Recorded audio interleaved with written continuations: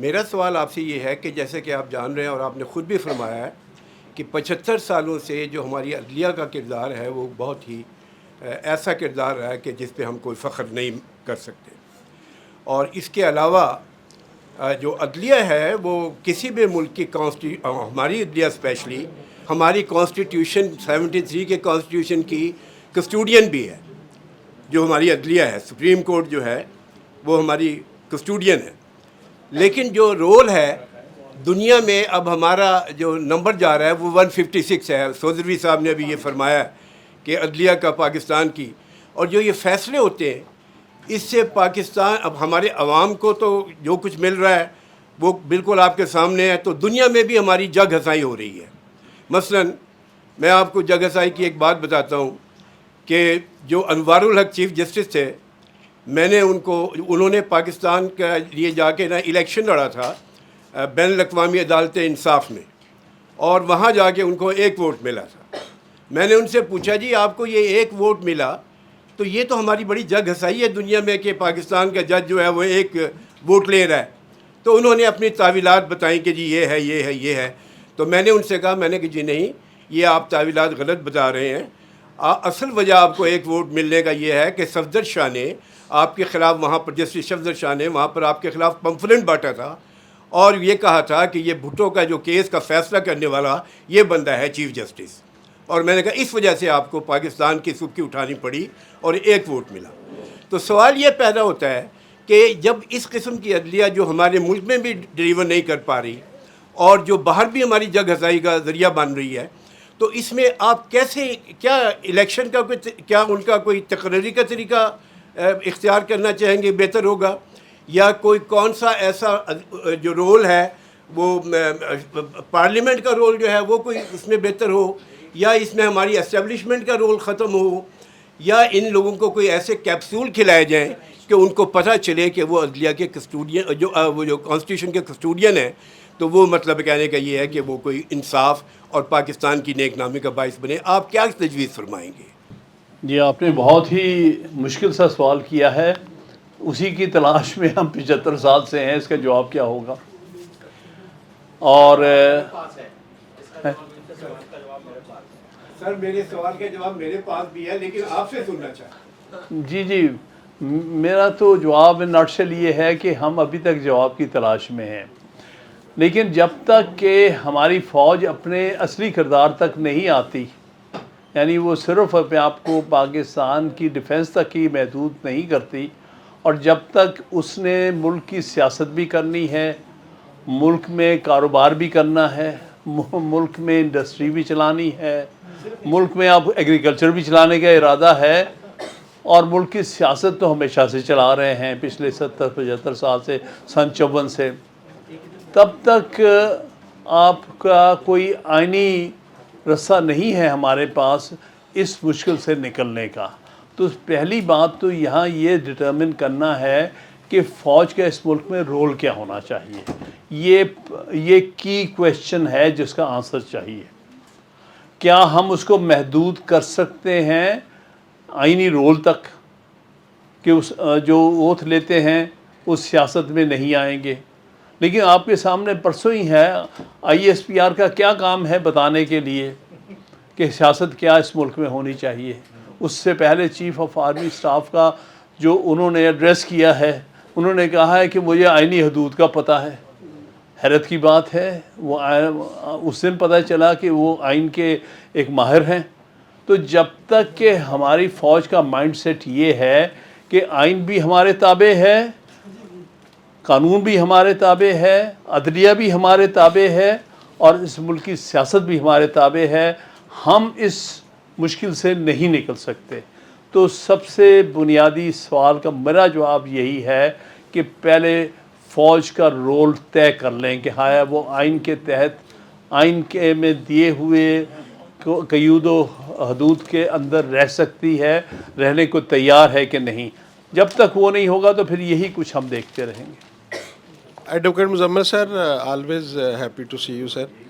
میرا سوال سر یہ ہے کہ جب انیشلی ہم پاکستان کی شروع والی ہسٹری دیکھتے ہیں 47 سے لے کر 54 تک جو آپ نے بیان کیا، اس میں عدلیہ کا کردار بھی آپ نے واضح کیا، تھوڑا سا آگے بھی وہاں پہ بھی ہم نے اسٹیبلشمنٹ کا لفظ یوز کیا ہے. تو سر شروع میں تو بہت ساری شاید اتنی ڈیولپمنٹ ہی نہیں تھی، اور عدلیہ یا سیاستدانوں کے اندر اتنی انٹرفیرنس اسٹیبلشمنٹ کی طرف سے، جس کو ہم انورٹڈ کاما میں اصل میں ملٹری کی طرف ہم چلے جاتے ہیں، تو اس وقت تو شاید نہ تھی. اور کیا ایسا نہیں لگتا کہ سیاستدان یا دانشور یا عدلیہ جوڈیشری اپنے پاؤں پہ خود اتنی کھڑی نہیں ہو سکی، اور اس نے فلاح یا ایک سپیس کریٹ کی ہے کہ دوسرا آ کے اس کو ٹیک اوور کرے؟ اور آج تک جو لوگ بڑے بڑے عہدوں میں، جیسے چیف جسٹس کا آپ نے ذکر کیا ہے، پرائم منسٹر کا ذکر کیا ہے، یا بڑے بڑے منسٹرز کا بھی آپ ذکر کریں، وہ اپنی بات، اپنا سٹانس یا اپنا موقف اس میں اتنے اسرٹو ہی نہیں ہیں کہ وہ کہیں کھڑے ہو جائیں، اور پھر ساری کی ساری ناکامی، جس کو آپ نے لفظ ایک یوز کیا تھا کہ ہمت نہیں تھی. تو جب آپ کے اندر ان عہدوں کے اندر ہمت نہ ہوگی، آپ سے مراد جو عہدیداران ہیں، تو پھر ہم اشارہ پھر اسٹیبلشمنٹ کی طرف کریں. کیا یہ جسٹیفیکیشن ہے آن our own character and part? دیکھیے نا، اسٹیبلشمنٹ کا ہم استعمال کرتے ہیں، وہ ایک اپنا کہ اسٹیبلشمنٹ ہم کسے کہیں گے. شروع میں وہ زیادہ سول بیوروکریسی پہ بیس تھی، بعد میں جیسے جیسے وقت گزرتا گیا اس میں فوج طاقتور ہوتی چلی گئی، پھر سول ملٹری اسٹیبلشمنٹ بن گئی، پھر آہستہ آہستہ سول کا رول ماتحت ہوتا چلا گیا، ملٹری اسٹیبلشمنٹ بنتی چلی گئی، اور اب ہر طرح سے وہ آپ کے سامنے ہے. فرق اتنا پڑا کہ ریسنٹ ٹائمز میں وہ کھل کے عام آدمی کے سامنے آ گئی ہے کہ ہاں یہی کچھ ہوتا رہا، جو کئی حد تک پچھلے 70 سال میں کبھی 58(2)B کے تحت پیچھے سے کردار ادا کرتے رہے، اب ان کو کھل کے سامنے آنا پڑ گیا. شاید یہ ایک ایسی سٹیج تھی جہاں سے شاید کوئی اچھے اشارے کل کو آئیں، کہہ نہیں سکتے ہم. لیکن اس میں بہت سے فیکٹرز ہیں، اس میں انٹرنیشنل فیکٹرز بھی ہیں، لوکل فیکٹرز بھی ہیں، اس میں ہمارا اسٹیٹ سٹرکچر کی کمزوری بھی ہے، اس میں ہمارے بہت سارے جو پولیٹیکل اسپیکٹس ہیں وہ ہے. جب ایک وجہ جو مشرقی پاکستان کو ہم نے رستے سے ہٹا دیا، اس کے پیچھے اس وقت کی فوجی اسٹیبلشمنٹ کی سوچ تھی، کیونکہ ان کے لیے مشرقی پاکستان کیا تھا، اس کو ان شارٹ فارم میں کہتے تھے اسے ڈیموکریٹک نیوسنس. جب تک یہ ہے ہمیں جمہوریت کو کسی نہ کسی شکل میں رکھنا پڑے گا، اور جب ہم اس کو فارغ کر دیں گے پھر پنجاب کی میجورٹی ہوگی، وہاں ہم جو چاہیں گے کر لیں گے. تو یہ ایک خاص سوچ ہے جو شروع سے چل رہی ہے. اس کی ابتدا کیا 51 میں ہوئی ہے، جب ایوب خان جیسے شخص کو آرمی ہیڈ بنایا گیا. اس سے پہلے کوئی انٹرفیئرنس کی خبر نہیں ہے. 51 سے بعد چیزیں چینج ہوتی چلی گئی. خود ایوب خان اپنی کتاب فرینڈس ناٹ ماسٹرز میں لکھتا ہے کہ اس کے سیاسی عزائم تھے، لیکن سن 54 میں اس کو پہلی دفعہ غلام محمد نے آفر کی اس کے اپنے کہ لو تم مارشل لا لگا دو، لیکن میں نے یہ کہا کہ ابھی وقت نہیں ہے، ابھی میں پہلے اپنے فوج کو مضبوط کر لوں پھر میں لگا دوں گا. مطلب یہ نہیں کہ مارشل لا نے مجھے لگانا چاہیے تھا، لیکن وہ تھوڑی سی پری میچور تھی. تو جب تک وہی میں عرض کرتا ہوں بات وہی آتی ہے، باقی ادارے اسی کے حساب سے اتنے ہی کمزور ہوتے چلے جاتے ہیں. پہلے 11 سال جیسے بھی ہم کہیں گے اس میں کم انٹرفیئرنس تھی، لیکن شروع ہو گئی سن 54. جب سن 54 میں پہلی دفعہ کمانڈر ان چیف کو ڈیفنس منسٹر بنایا گیا، وہ پہلی سیاسی پوزیشن تھی جو کہ فوجی سربراہ کو دی گئی. اس سے بات وہیں سے شروع ہوئی. پھر جو ہماری اس وقت کے جو گورنر جنرل چاہے وہ صدر تھا، وہ اس کے سامنے کمزور تھے، یعنی تقریباً 7 سال اس کو کمانڈ چیف رکھا گیا، 2 سال کی ایکسٹینشن دی گئی. تو یہ انہوں نے جو بیسک کمپرومائز کر لیا تھا کہ ہم نے اس فوج کے زور پر حکومت کرنی ہے. لیکن اس کے ساتھ بہت سارے انٹرنیشنل فیکٹرز بہت جلدی مل گئے تھے، چاہے وہ ہمارا سینٹوں میں جانا تھا، سیٹوں میں جانا تھا، جو ایک امریکن الائی بننے کا ایک ہمارا سلسلہ چلا ہے، اس سے بھی ہم بڑی حد تک ملک کے اندر کمزور ہوئے ہیں، اور اس سے بھی ہماری اسٹیبلشمنٹ زیادہ पावरफुल हुई है। और फिर उसके बाद 59 जो है वो बड़ा टर्निंग पॉइंट है हमारा, यानी सीटों के तहत ये बगदाद सेंटो यानी बगदाद पैक्ट के तहत बड़ी हद तक हम एलाइज बन गए थे। लेकिन पहली 1-to-1 जो हमारा मिलिट्री अकॉर्ड हुआ है यूएसए के साथ, वो 1959 में हुआ, और वो अयूब खान के दौर में हुआ है, जिसके बाद से हम उसके नॉन नेटो इम्पोर्टेंट अलाई बन गए। तो वो उस दौर से आप देखें, इवन जब 1958 7 अक्टूबर 8 अक्टूबर की रात को जब ये मार्शल लगाया गया, तो ब्रिटिश हाई कमिश्नर और अमेरिकन एम्बेसडर को बुलाया गया अभी अनाउंसमेंट करने से पहले, और ये पूछा गया कि आपको तो कोई इतराज़ नहीं है, हम ये करने लगे हैं। तो उन्होंने सिर्फ ये कहा, अमेरिकन एम्बेसडर ने, कि भाई आप ये बता दें कि हमारी अलायंस में तो नहीं फ़र्क आएगा। उसने कहा मज़ीद, ये अयूब खान की ज़बान है, और यही बात अब उसने भी अपने याददाश्तों में लिखी है सिकंदर मिर्ज़ा ने, कि हमने कहा नहीं बल्कि मजबूत होगा, हमारे आपके रिलेशंस बढ़ जाएंगे। तो ये जो इंटरनेशनल इंटरफेरेंस या इंटरनेशनल इस्टेब्लिशमेंट की हमारे अंदर, हमारी इस्टेब्लिशमेंट को सरपरस्ती मिली है, उससे हमारा सियासी निज़ाम कमज़ोर होता चला गया, और सियासी जमातें और सियासी जो है डिस्पेंसेशन वो कमज़ोर होती चली गई। ये एक बहुत फैक्ट है।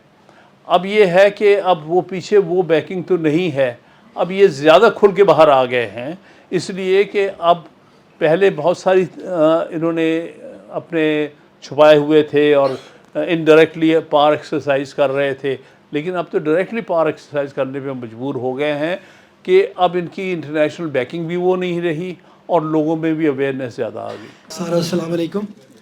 ये रूल ऑफ एस्टेब्लिशमेंट से रूल ऑफ लॉ की तरफ आपको कोई इंडिकेटर्स या ट्रेंड्स नज़र आते हैं कि नहीं?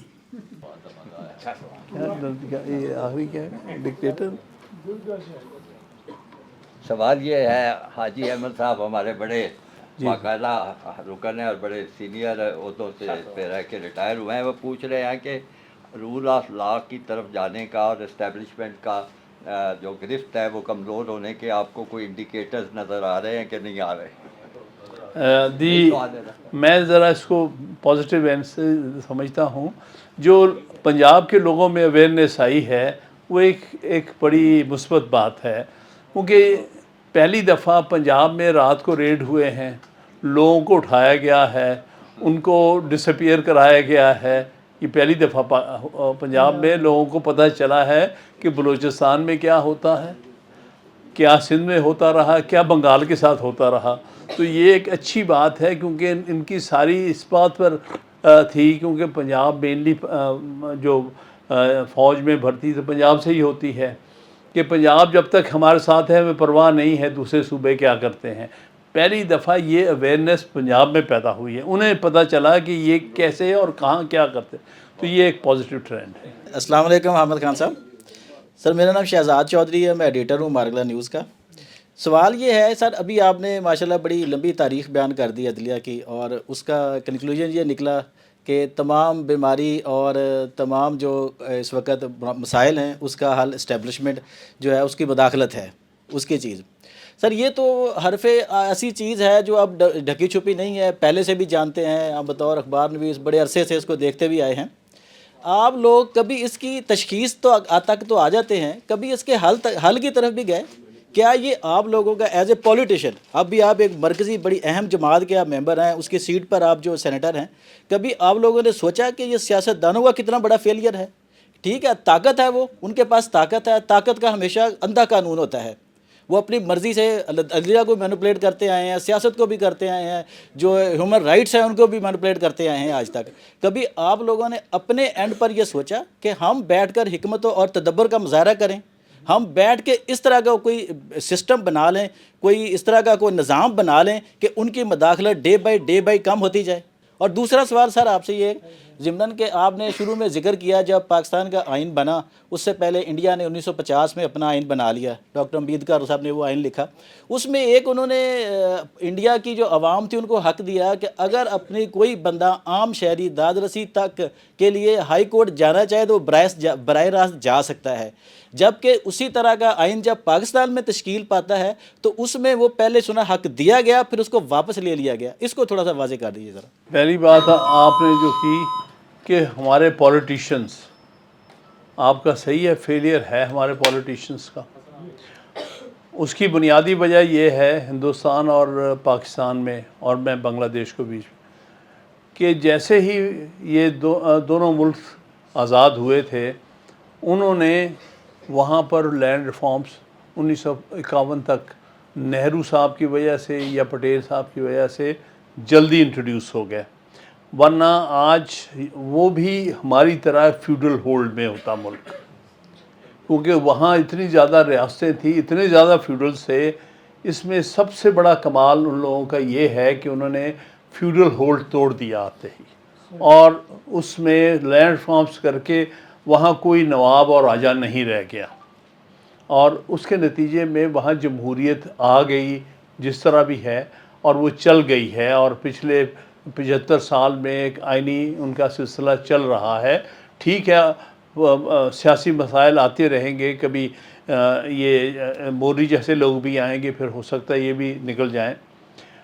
اسی طرح ہم نے اپنے ملک میں 2 قسم کے جو تھے معیار استعمال کیے۔ مشرقی پاکستان میں تو ہم لے آئے لینڈ ریفارمز، کیونکہ وہاں پر جو لینڈ ہولڈر تھا وہ ہندو تھا، اور مسلمان جو تھے وہ مینلی اسمال لینڈ اونر یا وہ وہاں تو آ گیا۔ اس کا نتیجہ آج وہ ان کو فائدہ ہوا ہے کہ وہاں پر یہ فیوڈل تقسیم نہیں ہے، تو اس لیے اگر ترقی چل رہی ہے تو اس کے رستے میں مخصوص قوتیں نہیں ہیں۔ پاکستان میں پنجاب میں شروع سے پنجاب اور سندھ میں فیوڈل پالیٹکس تھی، ایون 1947 میں، اور اس کا ہولڈ نہیں آج تک ٹوٹ سکا، کسی نہ کسی شکل میں یہاں موجود ہے۔ میں عام طور پہ 4 قسم کے فیوڈلز پاکستان میں صاحب کرتا ہوں جو سیاست میں ہیں، جو سیاست کو ہولڈ کر رہے ہیں۔ ان میں سے ایک تو ٹرائبل فیوڈل ہے، اس کا تعلق زیادہ سندھ، صدرن پنجاب، بلوچستان سے ہے۔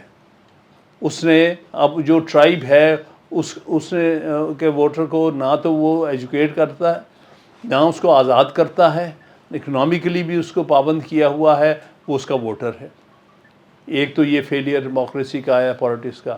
دوسرے نمبر پر ہمارا پیر فیوڈل ہے، جو ویسے اسٹیبلشمنٹ کے ساتھ ہمیشہ چلتا ہے، جب ادھر سے ادھر ہونا ہو وہ ہو جاتا ہے، لیکن وہ ایکسپیکٹ کرتا ہے کہ روحانی طور پر مجھے ووٹ پڑے گا، اور مل رہا ہے اس کو ووٹ، اور وہ ایک خاصا بڑا فیوڈل طبقہ ہے جو اس ملک کو ہولڈ کیے ہوئے سیاست۔ تیسرا ہمارا بگ لینڈ لارڈ کا طبقہ ہے، جو بے شک نہ وہ فیوڈل ہے، نہ چیف ہے، نہ، لیکن اس کے پاس بڑی لینڈ ہولڈنگز ہیں، جیسے کہ کچھ صدرن پنجاب میں ہیں۔ اور چوتھا طبقہ جو ہم نے خود بنا لیا ہے پنجاب میں، برادری فیوڈل، جیسے کہ یہ گجرات کے ہیں، یہ ان کے پاس زمینیں لمبی چوڑی نہیں ہیں، لیکن برادری نیٹ ورکس انہوں نے چلا لیے ہیں، اور وہ یہ کنویننٹ ہے ہماری اسٹیبلشمنٹ کے لیے۔ آپ اگر دیکھیں ریلیشن شپ ان لوگوں کی بڑی قریب ہے۔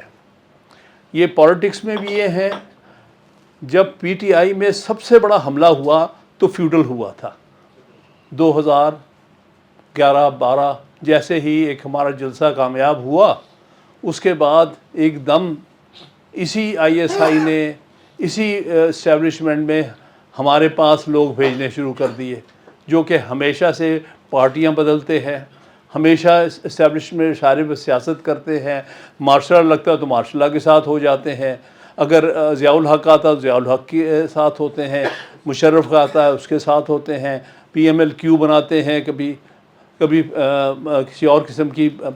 تو بھائی مسئلہ یہ ہے کہ اسٹیبلشمنٹ ہوا میں نہیں کام کر رہی، اس نے اپنے پولیٹیکل جو ہے ساتھی رکھے ہوئے ہیں، وہ ابھی تک ہیں۔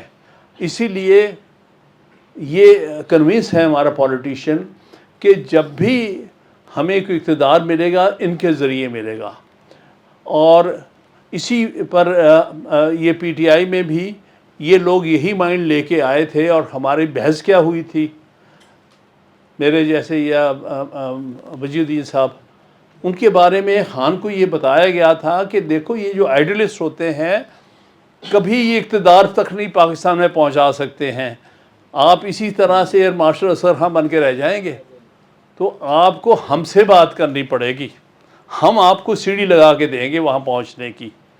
تو اس سے وہ کنونس ہو گیا کہ ہاں یہ تو ایسے ہم کئی سالوں سے پھر رہے ہیں، ادھر سے ادھر بھاگتے پھر رہے ہیں، تو شاید یہی رستہ ہے۔ اور یہ غلط فہمی تھی جو اب دور ہو گئی کہ بھائی صرف اقتدار میں یا پرائم منسٹر بننے سے آپ تبدیلی نہیں لا سکتے، اگر پھر پارز انہی کے پاس ہیں تو آپ بے بس ان کے سامنے رہیں گے، وہ آپ سمجھ میں آئی۔ لیکن لیٹ ان دا ڈے آپ دوسری طرف لے لیں نواز شریف، وہ اس میں وہ ریوولٹ کرتا رہا ہے، چاہے 1993 میں ہے، 99 میں ہے، 2016 میں ہے، اس میں ہے ایلیمنٹ، لیکن کس طرح وہ مجبور ہوا اپنے ہی لوگوں کے ہاتھوں میں کہ اس نے کمپرومائز کر لیا۔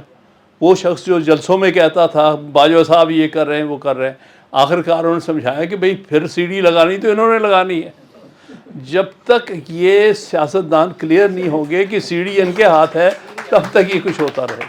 میں یہ کہنا چاہتا ہوں باتیں تو بہت ہیں، لیکن اس وقت آپ سینیٹر ہیں اور آپ کے کیا اختیارات ہیں اور کیا ارادہ ہے کرنے کا، اور آگے کس طریقے سے بہتر ہوگا؟ دیکھیے اس ملک میں جتنی بے بس ہماری مقننہ ہے شاید کوئی اور نہ ہو، یعنی ہمارے 75 سال کی تاریخ میں مقننہ بتدریج کمزور ہوتی چلی گئی۔ اگر آپ پہلے 7 سال کی ڈبیٹس یا 10 سال کی ڈبیٹس پڑھیں تو آپ کو لگے گا کہ وہ اسمبلی میں لوگ کسی اور لیول کے تھے، بہت اچھی ڈبیٹس۔ ایون ڈبیٹس جو سن 71 سے 77 تک کی پیپلز پارٹی کی اسمبلی کی ہیں اس کا بھی معیار بہت مختلف ہے، لیکن سن 85 سے اتنا ڈکلائن آیا ہے ہمارے مقننہ میں کہ وہ صرف کس چیز میں انٹرسٹڈ ہے؟ ڈیولپمنٹ فنڈز، 10 کروڑ مجھے دے دو، اس میں سے آدھا لگاؤں آدھا کھا جاؤں۔ تو جب تک ہمارے مقننہ کے لوگوں کو ڈیولپمنٹ فنڈز کی لالچ اسٹیبلشمنٹ دے کے پابند کیا ہوا ہے، وہ لیجسلیشن میں انٹرسٹڈ ہی نہیں ہے۔ اور یہ ایک پارٹی کی بات میں نہیں کر رہا، تقریباً ہر پارٹی میں یہ ایلیمنٹ چلا گیا ہے کہ ہماری اصل میں پارلیمنٹ ہے ہی پارلیمنٹ نہیں، نہ پروونشل اسمبلیز، یہ ایک کمزور ادارے ہیں جو کہ کسی اور کے اشاروں پر چلتے ہیں۔ اب پہلی بات تو ایک فرد کیا کر سکتا ہے وہاں پر؟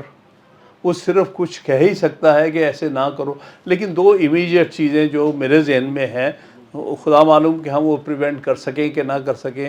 ایک یہ لالچ دے رہے ہیں قاضی فائز صاحب کو، تمہیں ایکسٹینشن دے دیں گے، تمہیں ٹرم تمہاری بنا دیں گے، تو میری کوشش ہے کہ میں اتنے سینیٹر اکٹھے کر سکوں کہ یہ قانون آئینی امینڈمنٹ نہ کر سکیں، یہ ایک جو رشوت ہے اس کو روکا جائے، یہ امیجیٹ کنسرن ہے میرا۔ دوسرا کنسرن یہ ہے کہ یہ 18ویں ترمیم کو اسٹیبلشمنٹ کہنے پر اس کو آگے پیچھے کرنا چاہتے ہیں تاکہ جو پروونسز کے جو حقوق ہیں یا پروونسز کے لیے جو فنڈز مہیا کیے جاتے ہیں جس کی وجہ سے ان کا کہنا ہے کہ ڈیفنس کے فنڈ کم ہو جائے، وہ نہ ہو سکے۔ پازیٹیو بات میں نہیں کہہ رہا، میں نیگیٹولی کیا کر سکتا ہوں میں یہ بہت شکریہ خان صاحب کا۔ ہماری اجتماعی طور پہ ان سے درخواست ہوگی کہ اگر کبھی آپ کو فنڈ ملیں تو وہ اکیلے نہ کھائیں، ہمارے ساتھ پیچھے۔ اور اب میں مجاہد منصوری صاحب سے درخواست کرتا ہوں، دیتے ہیں موقع۔ بس ایک مختصر سا سوال ہے جی، کر لیا جو آج کرونالوجی خان صاحب نے پیش کی، حامد خان صاحب نے، وہ بہت ہی کمپریہنسو ہے، اور ایک ہی محفل میں انہوں نے پوری تاریخ بڑے کرونالوجیکل آرڈر میں کہ کب کب کیا کیا واقعات ہوئے اور عدلیہ کا کردار جو ہے اس کو بالکل واضح کر دیا، اور کنکلوژن یہ آیا کہ جج اور جرنیل گٹھ جوڑ جو ہے وہ اس ملک کی سب سے بڑی ترقی میں اور عوام کے حقوق کی بازیابی میں رکاوٹ ہے، اور جو زوال ہے اس کا کل حاصل جو ہے وہ یہیں سے نکلتا ہے۔ لیکن یہ یہاں مداخلت کا لفظ بہت استعمال ہوا ہے، اور یہ ہماری پولیٹیکل کمیونیکیشن میں بھی ہو رہا ہے اور میڈیا میں بھی ہو رہا ہے۔ میں ایک پولیٹیکل سائنس کے یا پولیٹکس کے اسٹوڈنٹ کے طور پر یہ سمجھتا ہوں کہ بات صرف یہاں تک نہیں ہے، یہ انٹرفیئرنس کی بات نہیں ہے، یہ دو لفظ استعمال ہونے چاہیے۔ ایک مداخلت ہے، ایک گڑھ جوڑ ہے۔ مداخلت تو اسٹیبلشمنٹ کی ہوتی ہے، گڑھ جوڑ باہمی ہوتا ہے، بالرضا ہوتا ہے ججز کی طرف سے بھی۔ میں خان صاحب کو یہ تجویز دے رہا ہوں، کیونکہ انہوں نے کتابیں بھی لکھی ہیں، وہ ریسرچ مائنڈ بھی ہیں، کہ اس پر بھی ایک ریسرچ ہونی چاہیے کہ کہاں کہاں مداخلت ہوئی اور کہاں کہاں گٹھ جوڑ ہوا، اگرچہ کہ یہ ایک آسان کام نہیں ہے۔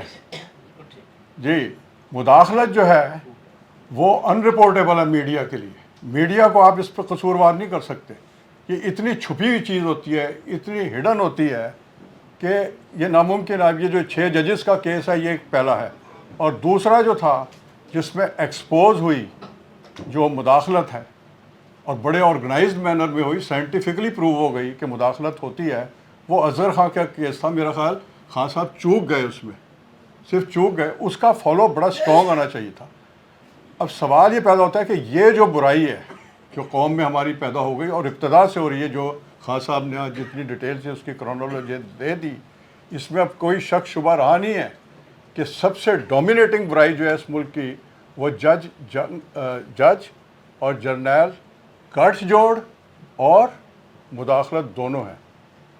ایک بات، اب یہ کون کر سکتا تھا؟ اس کا تدارک کہاں سے ہو سکتا تھا؟ یہاں ایک جواب کا بھی مسئلہ آیا ہے کہ جواب کی تلاش کی بھی بات کی ہے خان صاحب نے، کہ اس کا جواب کون پائے گا، کیسے لیں ہم اس کا۔ میں اس کو اس طرح پرسیو کرتا ہوں کہ اس کے 2 ذمہ دار ہیں۔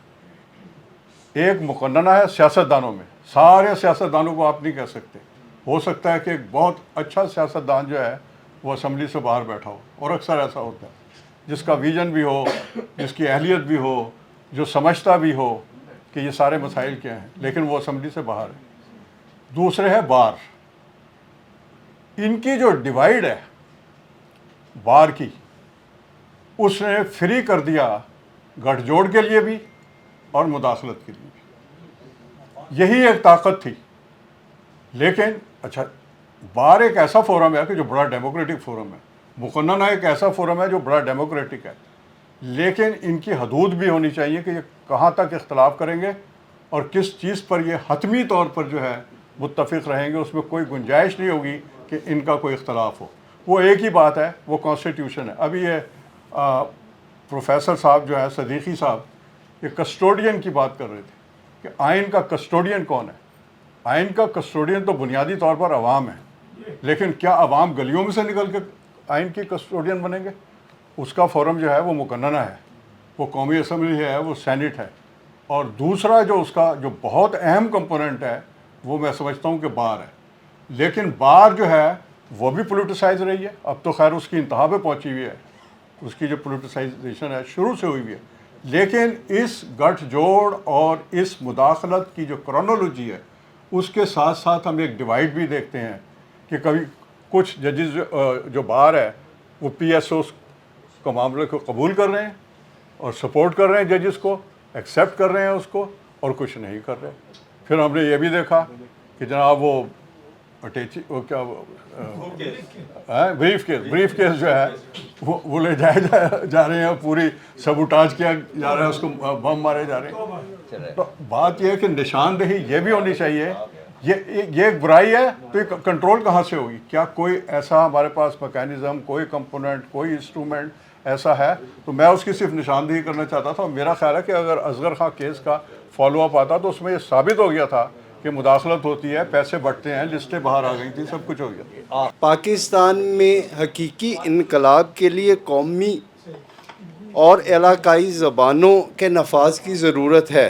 اس حوالے عدالت عظمیٰ کا فیصلہ بھی آ چکا ہے، اور आईने पाकिस्तान भी इसका मुतकाज़ी है, इसके बारे में आप क्या कहते हैं? जी, अब एक सवाल है कि ये जो कॉन्स्टिट्यूशन पाकिस्तान के कॉन्स्टिट्यूशन है उसमें पावर हायरार्की जो है वो बयान की गई है, और क्या हम उस तरीके से, हमारा जो पाकिस्तान है वो 76 सालों से काम कर रहा है, नहीं करा, तो ये थोड़ा सा आगाही का लिए बताइएगा कि कहाँ पे हम गलत हैं और रिफॉर्म्स कैसे आ सकते हैं, अगर आपके पास कोई प्लान है इसका। मेरा सर क्वेश्चन ये है कि बहसीत सेनेटर मैं आपसे कुछ जानना चाह रहा हूँ कि पाकिस्तान में जो लॉयर्स का प्रोफेशन है और अदलिया जो है हमारी, उनको जो दरपेश मसाइल हैं उनको काउंटर करने के लिए जो इक़दाम किए गए हैं अब तक, उनको आप क्या रेट करते हैं, और क्या आप चाहेंगे कि मज़ीद जो इक़दाम हैं वो मुतारिफ़ करवाएं? कौन से ऐसे चैलेंजेस हैं